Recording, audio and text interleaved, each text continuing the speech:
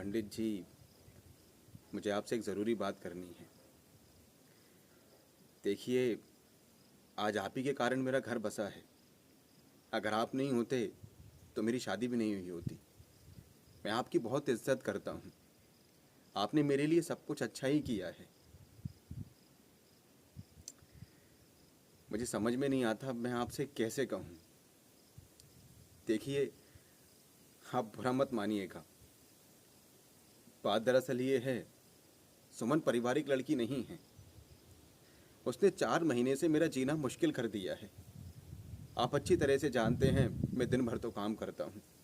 मुझे तनख्वाह भी उतनी नहीं मिलती है, लेकिन उसके शौक़ बहुत बड़े बड़े हैं। मैं उसके शौक़ों को पूरा नहीं करा पाता और फिर घर में झगड़ा हो जाता है। मुझसे खाना बनाना भी ठीक से नहीं आता है। वो कोई भी काम ढंग का नहीं करती है। मैं उससे कुछ भी कहता हूँ तो उल्टा मुझे जवाब देती है। मैं इतना टेंशन में आ गया हूँ, मुझे समझ नहीं आता मैं करूँ तो करूँ क्या। उधर काम का दबाव और इधर घर की टेंशन ही ख़त्म नहीं होती है। वो इतना ज़्यादा पैसा खर्च करती है कि हर महीने मुझे कर्जा करना पड़ता है। मेरी ऊपर 30,000 रुपये कर्जा हो चुका है और मेरी आमदनी उतनी ही है। अब मैं कर्जा चुकाऊं, घर चलाऊं, शौक कराऊं या फिर वहाँ जाके सेठ के पास काम करूं।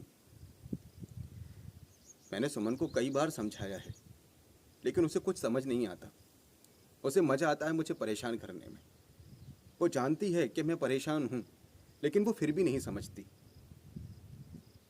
इसीलिए मैं चाहता हूँ कि आप उसे समझाएं, उसे बताएं कि घर कैसे चलाया जाता है, कितनी जिम्मेदारियाँ होती हैं, कितने समझौते करने पड़ते हैं। बस यही उम्मीद लेकर मैं आपके पास आया हूँ। अब आप ही कोई रास्ता निकालिए।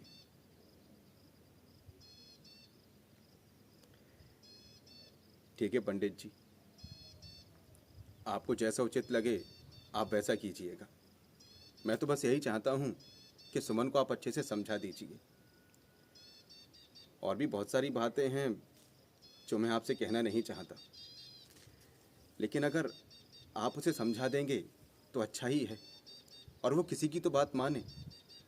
आप उससे थोड़ी कुछ गलत कहेंगे, परिवार के बारे में ही बात बताएंगे।